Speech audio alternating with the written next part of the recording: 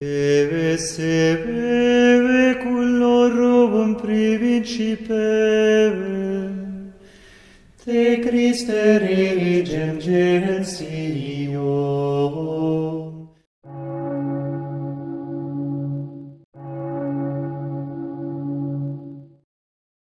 Sejam todos muito bem-vindos ao Apostolado São Tomás de Aquino. Eu sou Arlan e neste vídeo iremos tratar sobre a questão da pena de morte. O que acontece é que algumas pessoas afirmam que a Igreja teria mudado a sua doutrina ao mudar a sua posição sobre a pena de morte. Isso se relaciona com o fato de que no passado vários teólogos, doutores da Igreja inclusive, santos, portanto, papas, não apenas toleraram, autorizaram, como também incentivaram o uso da pena capital, da pena de morte, nos estados católicos.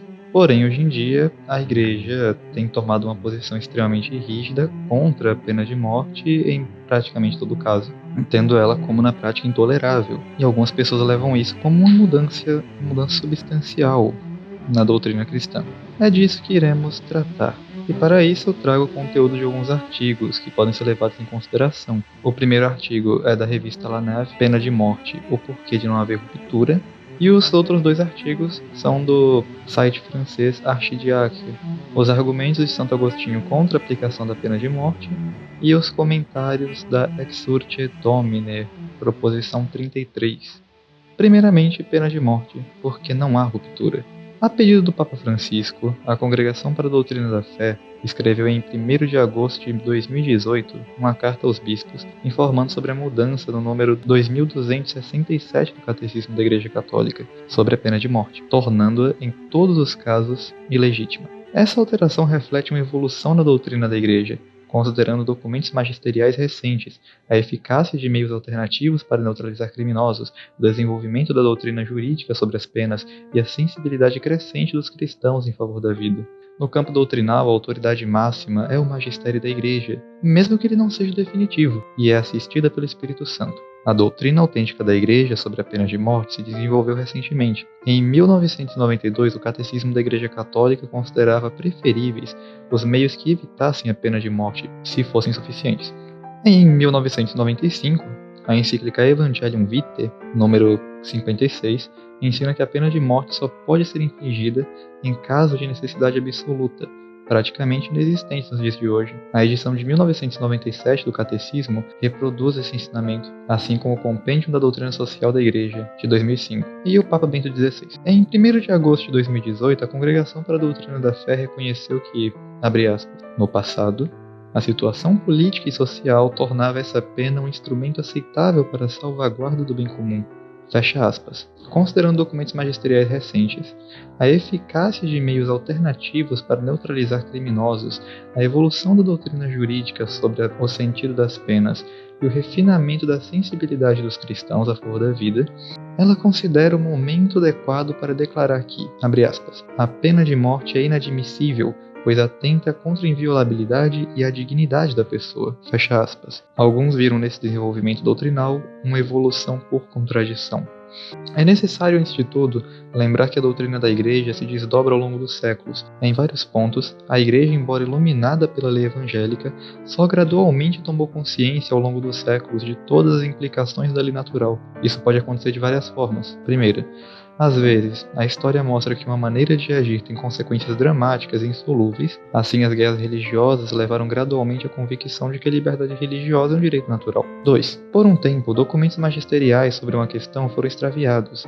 Isso ocorre com a carta em que, em 866, o Papa São Nicolau I condenou a tortura como contrária ao direito natural e divino. Daí as vacilações ao longo de 1100 anos, lamentadas por Pio XII. E 3. As implicações da lei divina são descobertas gradualmente através da meditação na Palavra de Deus. Assim, a Igreja lutou contra a escravidão apenas aos poucos.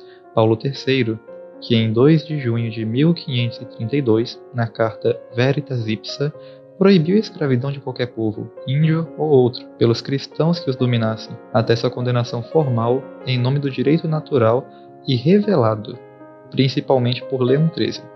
Essas ênfases nos direitos fundamentais da pessoa humana, em sua dignidade, não são contrárias ao bem comum. Com efeito, Em face dos direitos primordiais da pessoa humana, nenhum motivo de Estado, nenhum pretexto de bem comum poderia prevalecer, porque são o que há de mais precioso no bem comum, é o que diz o Papa Pio XII, e dizem respeito ao bem mais comum, o da humanidade como um todo.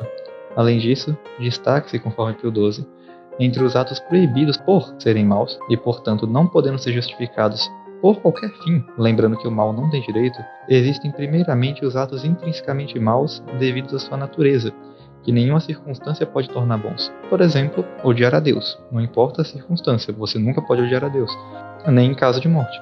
Claro que, mesmo em caso de morte, a sua vontade não seria obrigada internamente, mas de qualquer forma. No entanto, existem também atos maus, devido a circunstâncias essenciais, mesmo que uma mudança nessas circunstâncias possa torná-los bons. Isso ocorre frequentemente no âmbito da justiça, quando a situação jurídica entre duas pessoas muda. Um ato que antes era intrinsecamente mau pode não sê-lo mais posteriormente, e vice-versa, devido à mudança recíproca da situação dos sujeitos presentes. Por exemplo, quando os alemães não estão em guerra contra os franceses, é intrinsecamente ilícito para um francês matar um alemão. E mesmo em estado de guerra, é imoral matar prisioneiros uma vez desarmados. E este último ponto não deixa de se assemelhar ao caso de um detento julgado por crime. No entanto, na nova posição dos papas recentes, é crucial no âmbito do direito natural discernir uma parte doutrinária. É necessário eliminar a pena de morte quando ela não é absolutamente necessária, e uma parte contingente. Hoje em dia, a pena de morte não é mais necessária. Ligadas às circunstâncias, a conclusão abrange ambos os aspectos. Abre aspas. Hoje em dia, a pena de morte é inadmissível independentemente da gravidade do delito cometido pelo condenado. Fecha aspas. Foi assim que o Papa Francisco se expressou em sua carta de 20 de março de 2015 ao presidente da Comissão Internacional contra a Pena de Morte, parágrafo 4º, lembrando especialmente o discurso pontifical de 23 de outubro de 2014 às 5 grandes associações mundiais especializadas em direito penal. Esta carta também escreveu: como nos ensina São Basílio, Deus não quis punir Caim com homicídio, porque ele deseja o arrependimento do pecador mais do que a sua morte. Em certas ocasiões, é necessário repelir de maneira proporcional uma agressão em curso para evitar que um agressor, e a necessidade de neutralizá-lo pode envolver sua eliminação. Este é o caso da legítima defesa. No entanto, quando se aplica a pena de morte, mata-se pessoas não por agressões atuais, mas por danos cometidos no passado. Aplica-se também a pessoa cuja capacidade de infligir prejuízo não é atual, mas que já foram neutralizadas e estão privadas de sua liberdade. Portanto, não se trata aqui de legítima defesa, como em um ataque terrorista ou agressão militar estrangeira atual. Portanto, não é para tais situações que o Papa Francisco declarou em seu discurso de 11 de outubro de 2017 que deve-se afirmar com veemência que a condenação à pena de morte é uma medida desumana que fere a dignidade pessoal, independentemente de sua forma operacional. Ao decidir voluntariamente suprimir uma vida humana, sempre sagrada aos olhos do Criador, do qual Deus é, em última análise, o verdadeiro juiz e garantidor, ela é, por si só, contrária ao Evangelho. Jamais nenhum homem, nem mesmo assassino, perde sua dignidade pessoal. Porque Deus é um pai que sempre espera o retorno do filho, que, consciente de seus erros, pede perdão e começa uma nova vida. Não há aqui contradição com o ensinamento do passado. A defesa da dignidade da vida humana, desde o primeiro instante da concepção até a morte natural, sempre foi sustentada no ensinamento da Igreja, por uma voz coerente e autorizada. O desenvolvimento harmonioso da doutrina, no entanto, exige abandonar posições relacionadas a argumentos que agora parecem verdadeiramente contraditórios a uma nova compreensão da verdade cristã. Além disso, o fato de alguns estados modernos não utilizarem adequadamente outros meios de que dispõem é uma questão de fato, não de princípio, e não altera a verdade de que não se deve recorrer à pena de morte nos dias de hoje, uma vez que existem meios que devem ser utilizados para agir de outra forma. Mas o magistério atual vai ainda mais longe e aproveita essa conclusão em si acessível à razão natural, acrescentando que esta é na realidade uma exigência do Evangelho, que as circunstâncias tornaram agora plenamente perceptível como válida em todos os tempos. De fato, o Evangelho ajuda a compreender melhor a ordem da criação que o Filho de Deus assumiu, purificou e levou à sua plenitude. O escritor desse artigo, o padre Basile, recebeu algumas respostas e ele mesmo decidiu responder às objeções. Eu também vou ler o breve comentário que ele faz às objeções, onde ele diz: alguns leitores expressaram objeções ao meu artigo sobre a pena de morte. Merece especial consideração a crítica do Sr. Cyril Donat, autor de um artigo que mostra que até o Papa Francisco, a doutrina comum da Igreja, considerava lícita em si a pena de morte. No entanto, tal demonstração é ineficaz para rejeitar a redação do Catecismo da Igreja Católica, aprovada em 28 de junho de 2018 pelo Papa. Por que não pode concluir? O espaço disponível nos impõe uma grande brevidade na exposição. Mas primeiro, baseia-se em preceitos judiciais do Antigo Testamento, todos abrogados pela nova lei. Deus pôde ordenar a pena de morte por um tempo, e em seguida retirar progressivamente a autorização. Aliás, o Papa Francisco cita o destino de Caim, assassino, mas protegido por Deus. O Novo Testamento confirma certamente o direito de repressão aos crimes, mas não a perpétua licitude da pena de morte. Sobre esse assunto, os padres da Igreja não são unânimes em declarar que se trata de um ensinamento revelado ou definitivo. 2. Quando os teólogos apoiavam a licitude da pena de morte com base no fato que o criminoso perde sua dignidade, referiam-se à dignidade operativa, moral e não ontológica, devido à natureza em si, invocada por Francisco. 3. A maioria dos textos pontifícios anteriores que consideravam a pena de morte não é dirigida de forma tão formal a toda a Igreja como o Catecismo da Igreja Católica é, na sua alteração de 2018. 4. O escritor das objeções negligencia muito o desenvolvimento doutrinário das intervenções cada vez mais enfáticas de João Paulo II e de Bento XVI, considerando que a necessidade de tal pena é quase inexistente nos dias de hoje. 5. Os documentos da Congregação para a Doutrina da Fé, expressamente aprovados pelo Papa, fazem parte do magistério ordinário pontifício, e não de uma ideia pessoal do Papa reinante. O magistério ordinário pontifício, mesmo no definitivo, tem mais autoridade do que qualquer autor privado. Para ele também se aplica a palavra de Jesus, que disse: quem vos ouve, a mim ouve, como afirma Pio XII na Humani Generis. 6. Mesmo sobre fatos contingentes, o magistério pode não apenas ser revestido de autoridade, mas também exercer-se de maneira infalível. Pode declarar tal homem verdadeiro papa, tal concílio ecumênico, tal personagem santo, tal livro herético, tal ato concreto imoral, etc. A contingência de um dado não torna o magistério reformável posteriormente, mas não desprovido de autoridade no momento, apenas quando enuncia um elemento válido para esse dado, que poderia não mais valer em outra situação. Ora, esse é precisamente o caso dos ensinamentos anteriores sobre a licitude da pena de morte. 7. A pena tem como objetivo a reparação devida em justiça, bem como a proteção da ordem pública e dos inocentes. Mas há muito tempo o magistério enfatiza mais a sua natureza também medicinal. No entanto, a pena de morte não pode ser medicinal. Portanto, não é adequada a noção de pena, mas sim aperfeiçoada. Aqui o 8º. Não é porque a oposição ao caráter expiatório de toda pena é um erro que a conclusão abolicionista é falsa. De fato, de uma premissa falsa pode decorrer rigorosamente uma conclusão verdadeira, como todos os lógicos sabem. 9. O Novo Testamento e os padres da Igreja não pedem a abolição da escravidão, mas ensinam os princípios que a inspirarão, embora gradualmente. A breve Divino Amore Community do Papa Nicolau V, em 16 de junho de 1452, ainda autorizava a escravidão dos não-cristãos. Foi, como já foi dito antes, Paulo III, que em 1537 acabou por proibir toda a escravidão, mas somente Leão XIII invocará o direito natural e divino contra essa prática. Vocês podem ver que é uma situação muito semelhante que acontece com a pena de morte nesse caso, não é mesmo?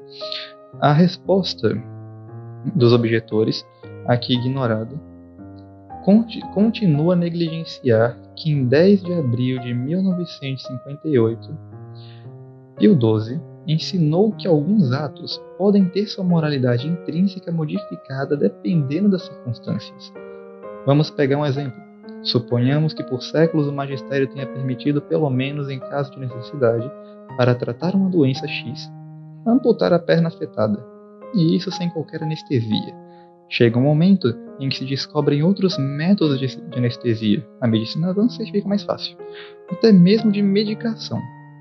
Um Papa considera então que chegou o momento de declarar que essa amputação sem os procedimentos modernos de anestesia é um ato bárbaro contrário ao evangelho e à dignidade humana, que deve ser totalmente eliminado a partir desse dia. Dir-se-á que esse Papa condena o magistério anterior? Não. É claro que não. Bem, da mesma forma, o catecismo declara a pena de morte agora inadmissível à luz do Evangelho e da dignidade humana, sem condenar o magistério do passado. Portanto, a demonstração do Senhor do Noto, embora não desprovida de interesse, torna-se inoperante. Sigo agora com os argumentos de Santo Agostinho contra a aplicação da pena de morte. Santo Agostinho elenca vários argumentos em suas cartas. Tudo vai estar para vocês lerem compilado no nosso artigo, que vai estar na descrição e no comentário fixado, ambos os artigos que estão sendo usados para esse vídeo traduzidos, e inclusive todas as cartas com seus devidos links para vocês poderem ler à vontade. Bem, o primeiro argumento que podemos invocar a partir de Santo Agostinho é o problema de tirar do punido a oportunidade de arrependimento. Ele diz: não há outro lugar além deste mundo onde as pessoas possam se corrigir, pois após esta vida cada um terá apenas o que tiver acumulado. Portanto, é o amor pelos seres humanos que nos obriga a intervir pelos culpados, com receio de que suas vidas não terminem com um suplício que resultaria em um tormento interminável. Ainda, não matem esses inimigos da igreja, para lhes dar tempo de se arrependerem. E ainda diz: queremos que se corrijam e não que sejam entregues aos tormentos que merecem. E em outra carta: portanto, não cheguemos ao ponto de tirar a vida do culpado como punição pelo seu crime.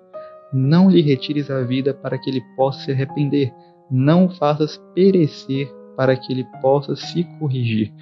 Resumidamente, o primeiro argumento de Santo Agostinho é que, se você mata um criminoso, por exemplo, uma pessoa matou outra, e agora você vai tirar a vida de quem matou, você está tirando dessa pessoa, o criminoso, que matou a primeira, a oportunidade de se arrepender e assim condenando-a a algo pior ainda, pior do que a morte biológica, por assim dizer, que é a morte física, a simples separação de alma e corpo. Mas, ainda mais, uma morte eterna. Você está condenando essa pessoa a passar a eternidade no inferno, afastada de Deus. Bom, quando você tira dessa pessoa a oportunidade de arrependimento pela pena de morte. O segundo argumento que se elenca é que é bom não recorrer à pena de morte quando existe outra alternativa. Santo Agostinho escreve: se a pena de morte fosse o único meio de deter a fúria dos malfeitores, talvez se resignasse a isso em uma extrema necessidade, embora, no que nos diz respeito, na ausência de um castigo menos severo do que a morte, preferiríamos libertar os culpados a vingar, derramando sangue, as aflições de nossos irmãos. No entanto, existindo outras punições possíveis com o duplo propósito de permanecer fiel à mansidão da Igreja e refrear a audácia dos perversos, por que não adotar a opção mais sábia e não concordar com uma sentença suave, o que é totalmente permitido aos juízes, mesmo quando não se trata de assuntos da Igreja? Ele ainda diz que não é que sejamos contrários ao que deve privar os malfeitores da liberdade do crime, mas queremos que lhes seja concedida a vida e que nenhum mutilamento seja infligido aos seus corpos. Pareceria suficiente para nós que uma pena legal pusesse fim à sua agitação insensata e os ajudasse a recuperar o bom senso, ou que fossem desviados do mal, sendo empregados em algum trabalho útil. Isso também seria uma condenação. O próximo argumento é que recusá-lo permite-nos cumprir o dever intercessor recomendado pelo Senhor. Santo Agostinho escreve: a disciplina eclesiástica pune para que se viva corretamente, sua espada fere para que se pare de viver. Finalmente, o próprio Senhor intercedeu entre os homens para que uma mulher adúltera não fosse apedrejada, e assim nos recomendou o dever de intercessão. Que a piedade dos cristãos se curve diante desse exemplo que fez dobrar a impiedade dos judeus, que a humanidade dos corações submissos ceda ao que quebrou o orgulho dos perseguidores, e que aqueles que confessam fielmente Jesus Cristo se rendam ao que venceu a astúcia hipócrita dos tentadores. Homem virtuoso, perdoe os maus. O próximo argumento é que este dever evangélico de misericórdia não contradiz nem a justiça da morte, nem os antigos castigos do Antigo Testamento. Santo Agostinho diz: mas as intenções dos bispos não são contrárias a essa ordem estabelecida no mundo. Os benefícios da intercessão e do perdão têm tanto mais valor quanto o castigo era mais merecido. Até onde posso julgar, as severidades narradas no Antigo Testamento tinham o único propósito de mostrar a justiça das penas estabelecidas contra os malfeitores, e a indulgência da nova aliança nos convida a perdoar.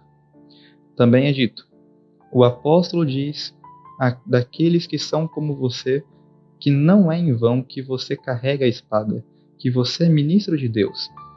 Aqui ele provavelmente deveria estar escrevendo a alguém que tinha poder de exercer justiça. Encarregado de sua vingança contra os homens que agem mal. Romanos 13:4.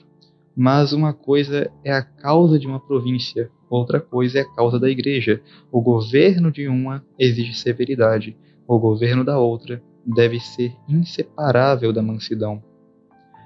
Também, o próximo argumento é que esta pena não homenageia a clemência católica. A pena de morte não homenageia a clemência católica e ainda por cima desonra os verdadeiros mártires. Santo Agostinho escreve: quanto à pena que deve seguir a confissão de tais crimes, peço, apesar de sua enormidade, que não seja a morte.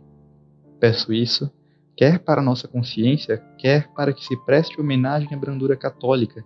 A vantagem que tiraremos de tais confissões será mostrada a doçura que a Igreja Católica reserva para seus inimigos mais obstinados. Não é permitido que o derramamento de sangue de nossos inimigos desonre os sofrimentos dos servos de Deus, que devem ser uma glória para a Igreja. O próximo argumento é que a misericórdia não torna o punido culpado de reincidência ou de não arrependimento.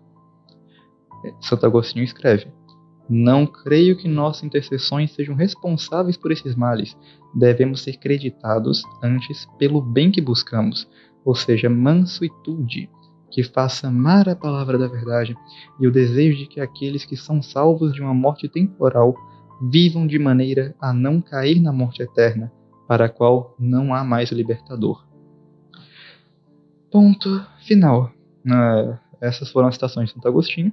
Daí por diante, o artigo segue com a questão da queima de herege, onde são dispostos alguns comentários de vários teólogos em relação à condenação de número 33 da bula Exsurge Domine, do Papa Leão X, uma bula de condenação a Martinho Lutero. E a questão que fica é: a queima de hereges, ela é desejo do Espírito Santo? Quem negasse isso estaria automaticamente excomungado, fora da igreja, está como um ímpio, do lado de Martinho Lutero? Como é que fica a situação dessa pessoa? O fato é que o cardeal Journet fez um comentário a este ponto, mas ele não foi o único. Existem vários comentários que são relatados aqui, mas eu vou fazer uma rápida apresentação de uma parte do comentário dele, onde ele diz que as teses da bula Exsurge Domine foram condenadas pelo Papa respectivamente como heréticas, ou escandalosas, ou falsas, ou próprias para chocar os ouvidos piedosos e seduzir o espírito do simples. Que nota teológica merecia a tese que negava que os hereges não podiam naquela época ser punidos com a morte? Certamente uma nota inferior à heresia. Bem, isso é só uma parte do que escreve o cardeal Journet, mas os outros comentários giram mais ou menos em torno desse tema, que as notas teológicas, as notas condenatórias das teses da Exsurge Domine nos dão a entender que nem tudo que estava lá era heresia, nem tudo que estava lá te excomungava. Algumas coisas podem ser simplesmente escandalosas. De fato, na Idade Média, Martinho Lutero pregando que a queima de hereges é contra o desejo do espírito, sendo que era uma prática realizada pelos reinos cristãos, sendo que haviam tribunais eclesiásticos preparados para a Inquisição, etc. Isso parece escandaloso, no mínimo escandaloso. E sem contar que escândalo ainda não é a única das condenações menores que existem aqui. Bem, o fato é que nenhum dos comentaristas que são aqui apresentados vai chegar a assumir a posição de que isso seria heresia. De fato, não. E também não faz muito sentido na prática condenar por herege alguém que afirmasse que não devemos queimar hereges. Necessariamente, isso não faz muito sentido. Mas, no geral, é isso. Os outros comentários estarão todos disponíveis, são longos, extensos. Vocês podem ficar à vontade para ler, averiguar, ver o que cada um diz. Novamente, o link para o nosso blog está na descrição e no comentário fixado, especificamente para esse artigo. Deus abençoe vocês, Nossa Senhora os proteja. Nos sigam na nossa página no Instagram, apostolado_Aknat. Não esqueçam de deixar um gostei. E até a próxima. Espero que tenham gostado e que esse vídeo tenha te ajudado. Eve se beve cullorum principem, te Christe regem gentium.